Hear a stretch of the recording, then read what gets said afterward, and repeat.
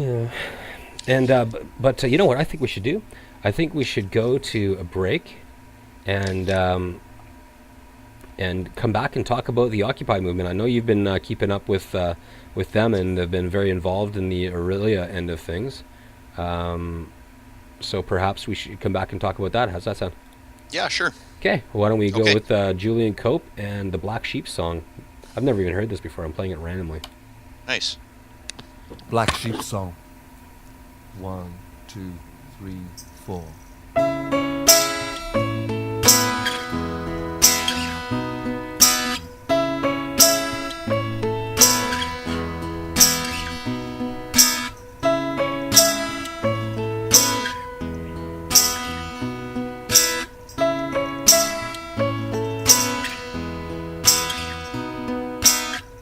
I am the black sheep of my flock.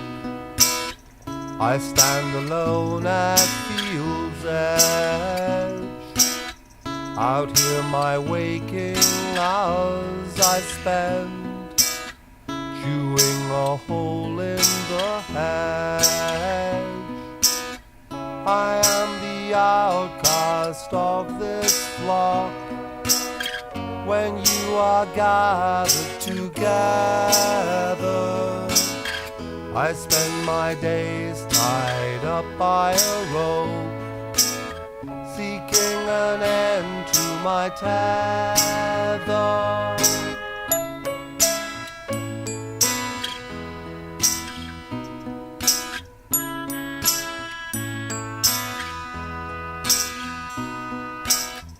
Our gathering seems at their most content when Master punishes me. For in my difference I do remind them too often of their apathy. If you're a white sheep, blessed are you, and run adoring to your master. You taste the lush green grass that fattens your lambs, although for them it spells disaster. Black sheep, ba ba ba. Black sheep, ba ba ba. Black sheep, ba ba ba. Black sheep, ba ba ba.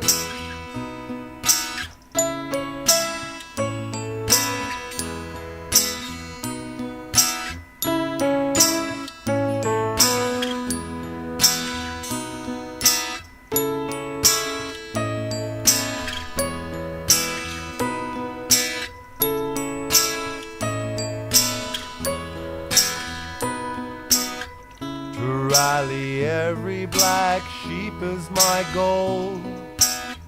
In visions I see them lamenting across the world where'er a black sheep runs.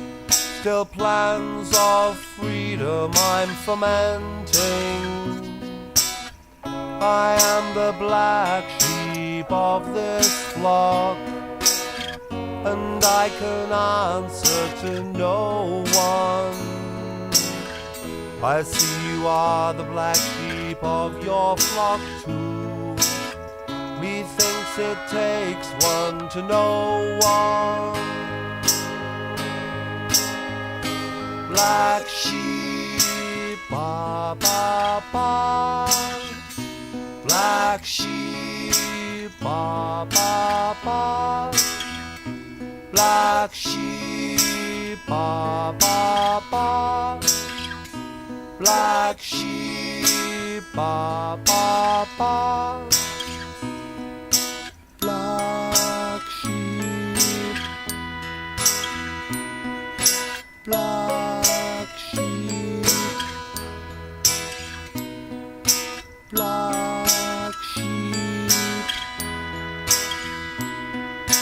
black sheep, black sheep.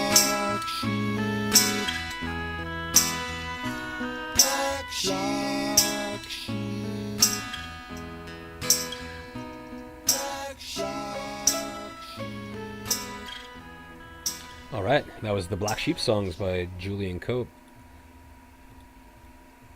How's it going, Mike? Not too bad. Cool. Alrighty.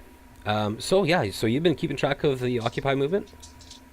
Yeah, I've been taking part in Occupy Aurelia, which I'm actually really quite impressed with a lot of the people that I've met and the contacts that I've made there.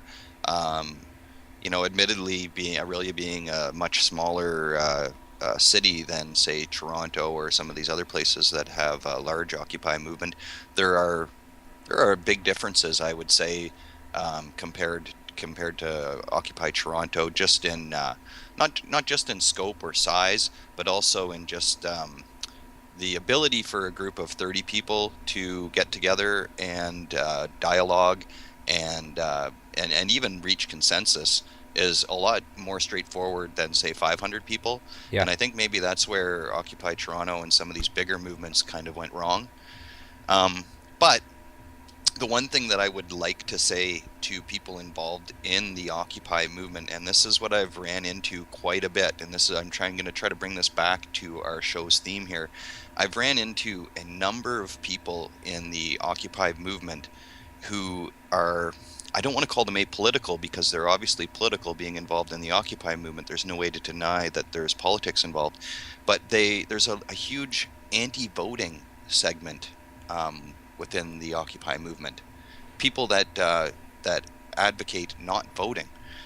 And I really don't understand this. I mean, in fairness, I'll try to sum up their position, which is essentially, and I mean, we've had a couple guests on our show that have already put forward this position, that they say that by taking part in the electoral system, that you give credence, or that you show legitimacy to a system that isn't working.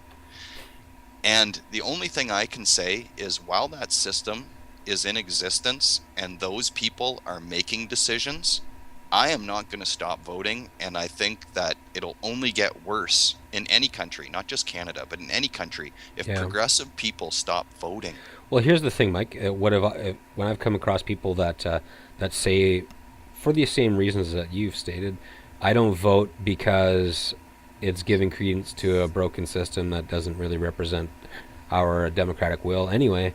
Well, I say, well, who do you make the most happy by not voting? By definition, you make the most happy the person you disagree with the most. So what I say to people that don't vote, especially since they don't vote because they hate the right-wing agenda so much, is like, your non-vote is half a vote for the Conservative Party. So congratulations on your support of the right-wing agenda.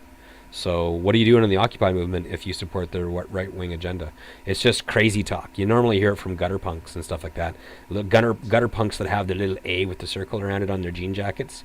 You know what I mean? Yeah. Or they have it on a back patch on their backpack that they take to school or whatever.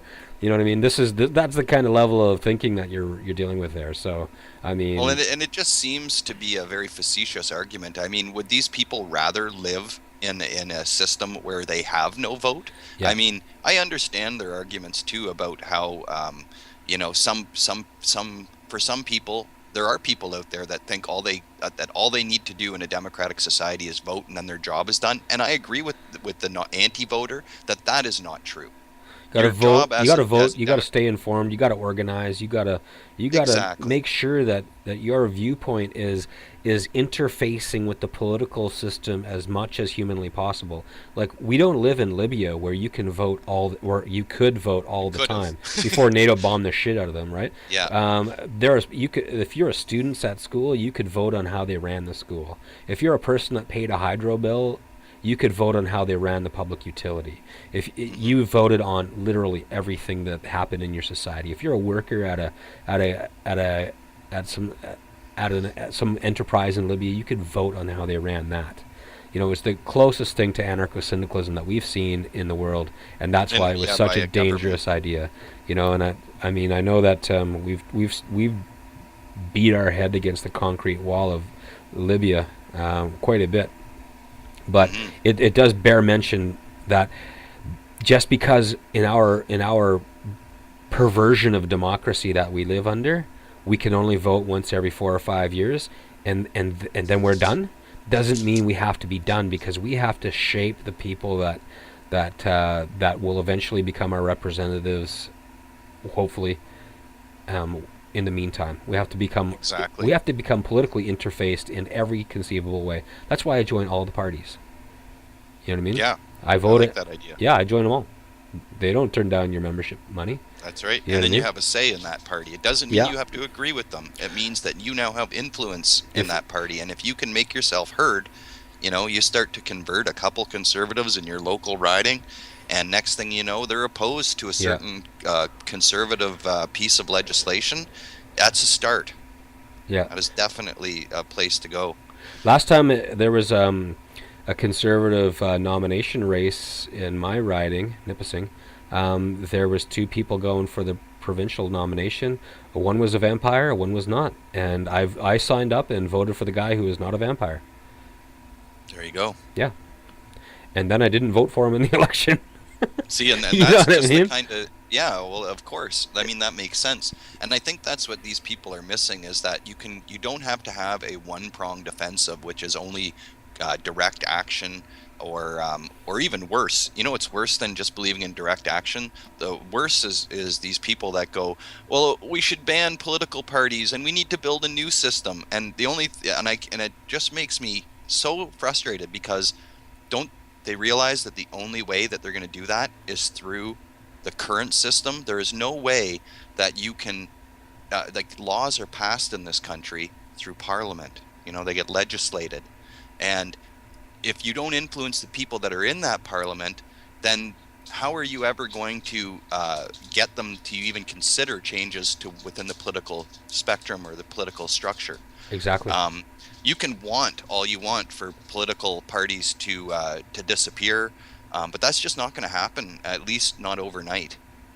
And it's not even something, and this is the most frustrating thing for me too, is that I don't completely disagree with the anti-voter about why they don't vote. I'm right there with them. Yeah, the United States is moving to, not even creeping, moving very rapidly towards a police state.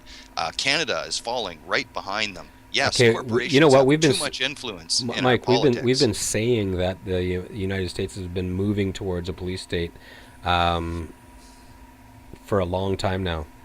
I think we can change that and change that approach, and we can now say that the United States is a police state. You heard about, of course, what Barack Obama signed on New Year's Eve, the National Defense Authorization Act, which throws out due process and posse comitatus. Right, due process is when you get to have a trial, and posse comitatus is the law that prevents the American military from operating on domestic soil. So police now have to act as police, and military act as military. There should be no crossover. Exactly.